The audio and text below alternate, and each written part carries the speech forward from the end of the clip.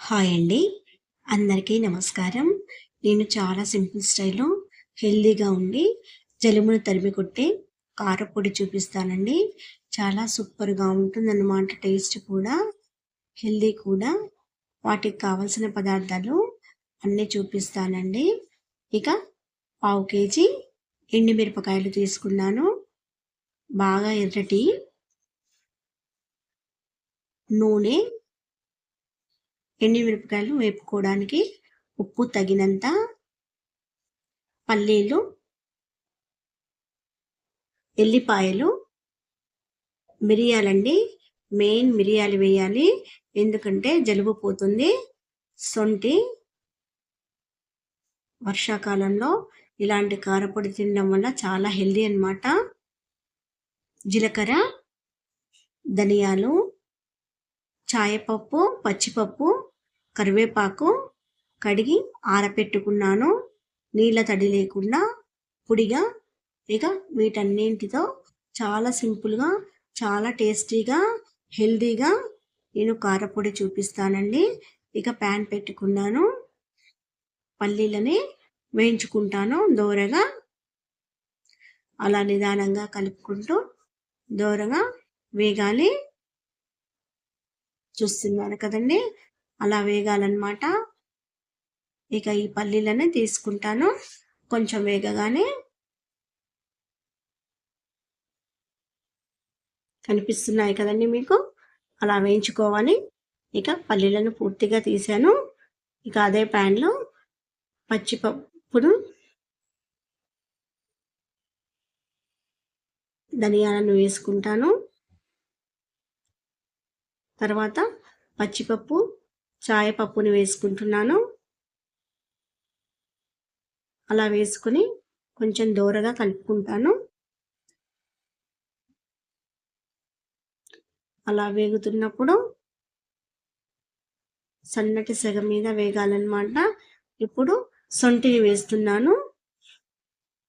సొంటి కూడా కొంచెం వేడైతే చాలా టేస్టీగా ఉంటుందండి. రైస్లో కలుపుకున్నప్పుడు ఆ స్మెల్, జలుబు కూడా ఉండదన్నమాట సొంటి మిరియాలు వాడటం వల్ల. అలా దోరగా వేగుతున్నప్పుడు ఇక మిగతాయి కూడా వేస్తాను. జీలకర్ర ఎక్కువగా వేసుకుంటున్నాను. ఇక మిరియాలను కూడా చూడండి, మిరియాలు తీసుకున్నాను నేను. ఇక వీటన్నిటిని దోరగా వేయించుకొని మిక్సీ పట్టుకుంటాను.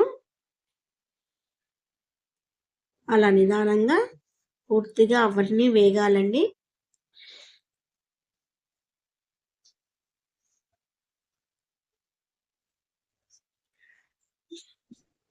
ఇక వాటిని, సొంటిని పెద్దగా ఉంటే ముక్కలుగా చేసుకోవాలి, ఎందుకంటే మిక్సీ తిరగాలి కదండి.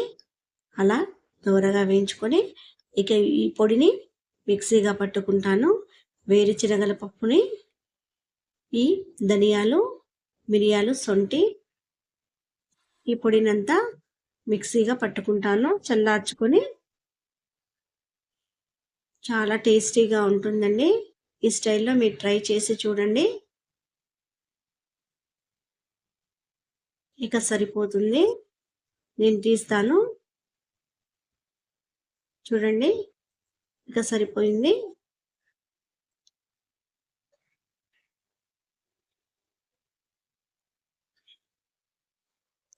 వీటన్నిటిని చల్లార్చుకొని మిక్సీలో వేసుకుంటాను. పొడిని కూడా మీకు చూపిస్తాను.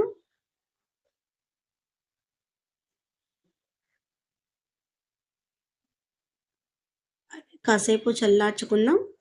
ఇక నూనె పోసుకుంటున్నాను కొద్దిగా, ఎందుకంటే ఎండుమిరపకాయలు వేగడానికి. చూడండి, పావు కేజీ తీసుకున్నాను, 2 ముక్కలుగా చీల్చుకున్నాను అనమాట. 2 ముక్కలుగా చేసుకుంటే ఎండుమిరపకాయలు పూర్తిగా వేగుతాయండి. పొడవుగా ఉంచితే లోన పచ్చి వేగదనమాట. అప్పుడు మిక్సీ తిరిగేటప్పుడు అంత టేస్టీగా అనిపించదు. అందుకే 2 ముక్కలుగా చేసుకొని ఇలా దూరగా వేయించుకోండి. అలా నిదానంగా వేయించుకోవాలి. ఎందుకంటే పూర్తిగా మాడిపోతే అంత టేస్టీగా ఉండవు. సిమ్ మంటలో వేయించుకోవాలండి. మీకు కనిపిస్తున్నాయి కదా, అలా వాటిలో పచ్చితనం పోయేలా వేయించుకోవాలి.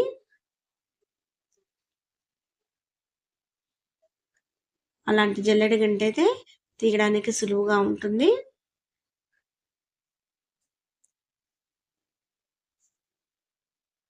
ఇక తీస్తానండి, సరిపోతుంది. ఇక తీసి చూపిస్తాను మీకు.